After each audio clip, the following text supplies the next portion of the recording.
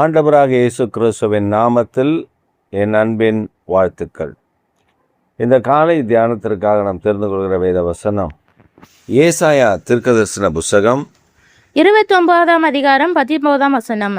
சிறுமையானவர்கள் கர்த்தருக்குள் மிகவும் மகிழ்ந்து, மனுஷரில் எளிமையானவர்கள் இஸ்ரவேலின் பரிசுத்தருக்குள் களி கூறுவார்கள். வேதம் சொல்லுகிறது, சிறுமையானவர்கள் கர்த்தருக்குள் மகிழ்ந்து களி கூர்ந்து, ஏழையானவர்கள், வாலிபர்கள், இளமையானவர்கள் அவருக்குள் மகிழ்ந்திருப்பார்கள். களி கூறுதல், மகிழ்ச்சி தேவனுடைய சமூகத்திலிருந்து நமக்கு புறப்பட்டு வருகிறது என்பதை இந்த வேத பகுதி நமக்கு தெளிவுபடுத்துகிறது. அதில் விசேஷமாக இந்த வேத பகுதியில் நமக்கு ஆவியானவர் கற்றுக் கொடுக்கிற ஒரு காரியம் 17ஆம் வசனம் சொல்லுகிறது, லெபனோன் அது செழிப்பாகி வயல்வெளியாகும். அந்த செழிப்பான வயல்வெளி காடாக எண்ணப்படும். அப்போ ஒரு வயல்வெளி அது செழிப்பாகும்போது அந்த வயல்வெளி காடாக எண்ணப்படும். பழமையான பண்டை காலங்களில் உள்ள அந்த செய்யுள் புத்தகங்களில் செய்யுளிலெல்லாம் முக்கியமான 2 காரியங்களை நீங்கள் பார்க்க முடியும். அதில் ஒரு வயல்வெளியினுடைய செழிப்பை குறித்து அவர்கள் சொல்வார்கள். அந்த வயல்வெளியில் எப்படி செழித்திருக்குமாம், அந்த வயல்வெளியில் பயிர் வளர்ந்து அடர்த்தியாக இருக்குமா. யானையினுடைய அந்த உயரத்தை தாண்டி இருக்குமா.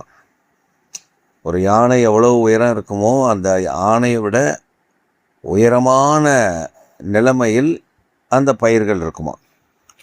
அப்போ ஆனை உள்ளே வந்தால் கூட தெரியாது, மறைத்து விடும். 2வது அவர்கள் சொல்லும் பொழுது சொல்லுகிறார்கள், அங்கே தேன் கூடு கட்டி இருக்குமா. வயல்வெளியில் வயல் நிலத்தில் பெரிய பெரிய தேன் கூடுகள் கட்டியிருக்குமா. அந்த தேன் கூட்டிலிருந்து ஒழுகிறதான தேன் அந்த வயலுக்கு பாய்கிற தண்ணீரில் கலந்து அது அந்த வயலிலிருந்து வெளியே வரும் பொழுது அதை ஒரு விவசாயி அந்த தண்ணீரை பருகிறான்னு வச்சுக்கோங்களேன், அந்த தண்ணீரில் அவ்வளோ சுவை, அவ்வளோ இனிப்பு, அவ்வளோ சுவை இருக்குமா அந்த தேன்கூட்டிலிருந்து வடிகிறது. கூடுதலாக இன்னொரு செய்தியையும் சொல்கிறார்கள். அந்த வயல்வெளிக்கு ஓரத்தில் வளர்ந்திருக்கிற புற்கள், அதுவும் பிரம்மாண்டமான புற்கள், அதை மேய்வதற்கு, அதை உண்பதற்கு நல்ல செழிப்பான மாடுகள் வந்து அந்த இடத்துல மேயும்போது அந்த மாட்டுடைய மடியில் பால் சுரந்து, அதாவது அந்த சத்துக்கள் அதிகமாகி அந்த மாட்டுடைய மடியில் பால் சுரந்து அதுவும் அந்த தண்ணீரில் கலந்துவிடும். அப்படியென்றால் இது ஒரு கற்பனையில் அல்ல, உண்மையிலேயே இப்படி இருந்திருக்கிறது.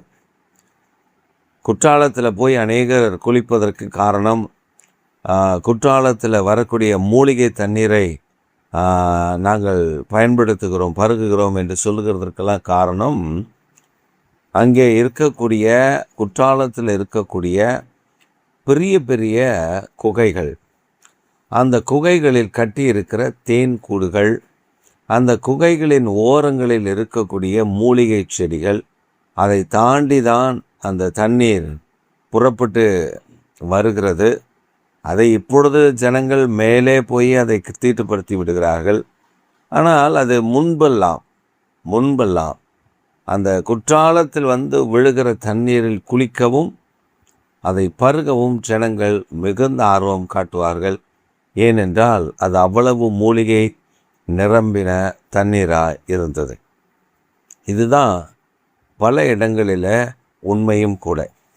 இதற்காக தான் கர்த்தர் சொல்லுகிறார், வாலிப இளைஞர்கள், அதாவது இளமையானவர்கள் மகிழ்ந்து களி கூறுகிறார்கள் என்றால், இந்த ஆசீர்வாதங்களை எல்லாம் அவர்கள் காணும் பொழுது அவருடைய இருதயம் மெய்யாகவே ஒரு பெரிய மகிழ்ச்சிக்குள் போய்விடுகிறது. மெய்யாகவே ஒரு சந்தோஷத்திற்குள் அவர்கள் போய்விடுகிறார்கள். மெய்யாகவே அவர்கள் ஒரு ஆர்ப்பரிப்புக்குள் போய்விடுகிறார்கள்.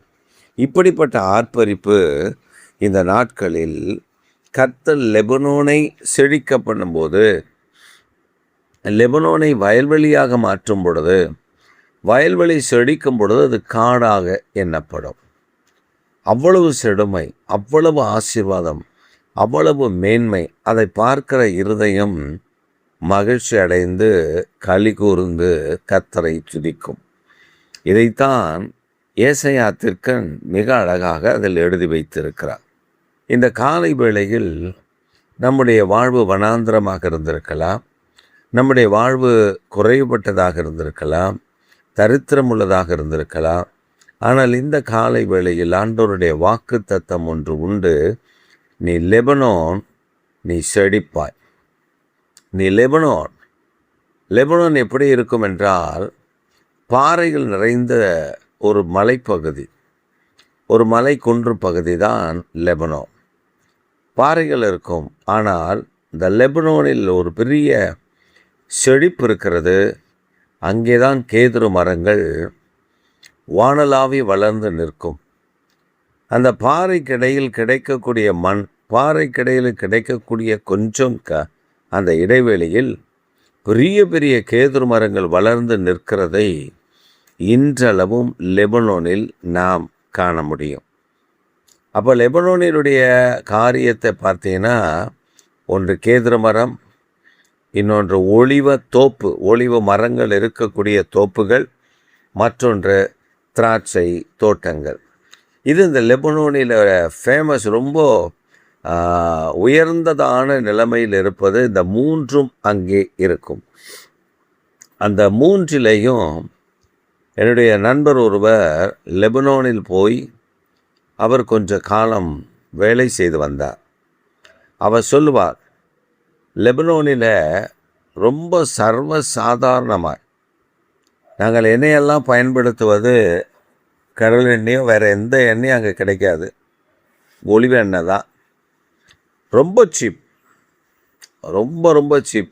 ஒலிவ எண்ணெய் ரொம்ப சீப்பாக இருக்கும். 5 லிட்டர் கேன் விற்கும். நாங்கள் சமைக்க அந்த ஒலிவ எண்ணெய் தான் வாங்கி பயன்படுத்துவோம். எல்லாமே வறுக்கிறதுக்கு பொரிக்கிறதுக்கு எல்லாமே ஒலிவ எண்ணெய் தான். அந்த ஒலிவ எண்ணெயினுடைய டேஸ்ட்டு அவ்வளோ அருமையாக இருக்கும் அப்படின்னு சொன்னார். அது மட்டும் இல்லை, திராட்சை ரசம், திராட்சை பழத்திலிருந்து கிடைக்கக்கூடிய பை ப்ராடக்ட், அதெல்லாம் அங்கே ரொம்ப அதிகமாக கிடைக்கும் என்று சொன்னார். அப்போ தான் எனக்கு இது வேதத்தில் நாங்கள் கற்று தெரிந்து கொள்ளுகிற காலங்களில் அவரும் தன்னுடைய அனுபவத்தை சொல்லும் பொழுது, அப்போ லெபனோனை குறித்து வேதம் சொல்லுகிற தெளிவு நமக்கு கிடைக்கிறது. நீங்களும் அப்படித்தான். வனாந்திரம் போல ஒன்றுக்கும் உதவாதவன், ஒன்றுக்கும் உதவாதவள், ஒதுக்கப்பட்டவள் என்றெல்லாம் நம்மை ஒதுக்கி வைத்து விடுவார்கள், ஒதுக்குவார்கள், நம்மை குறைவாய் நடத்துவார்கள். ஆனால் கர்த்தருடைய வேதம் நமக்கு சொல்லுகிறது, நீ லெபனோன் செழிப்படைந்து. அப்போ நம்ம செழிப்படையும் போது என்ன நடக்கும்? அந்த செழிப்பு அதிகரிக்கும் பொழுது காடாக எண்ணப்படும். அப்போ தேவனாகிய கர்த்தர் நம்மை ஆசீர்வதிப்பதை மற்றொரு ஜனங்களுடைய கண்களுக்கு முன்பாக நம்மை மேன்மைப்படுத்தி வைக்கிறதை நம்முடைய வாலிபர்கள், நம்முடைய இருதயம் காணும் பொழுது அது மகிழ்ந்து களி கூர்ந்து துள்ளும். அப்போ இந்த நாட்களில் கர்த்தர் அப்படிப்பட்ட காரியங்களை உங்கள் வாழ்வில் செய்ய போகிறார். அப்போ உங்களுடைய இருதயம் மகிழ்ந்து துள்ள போகிறது. அப்போ அந்த மகிழ்ச்சிக்குள்ளே நீங்களும் நானும் ஆண்டவருடைய நாமத்தை உயர்த்தி துதிக்க போகிறோம். அந்த கிருபைக்காக, அந்த தயவுக்காக ஆண்டவரை ஸ்தோத்திரித்து உயர்த்துவோம். மேன்மையும் மகிமையுமான காரியங்களை செய்கிறவர் நம் நடுவில் இருக்கிறார். அவர் பலத்த கிரியைகளை செய்து நம்மை ஆசீர்வதிப்பார். ஆமென். ஆமென்.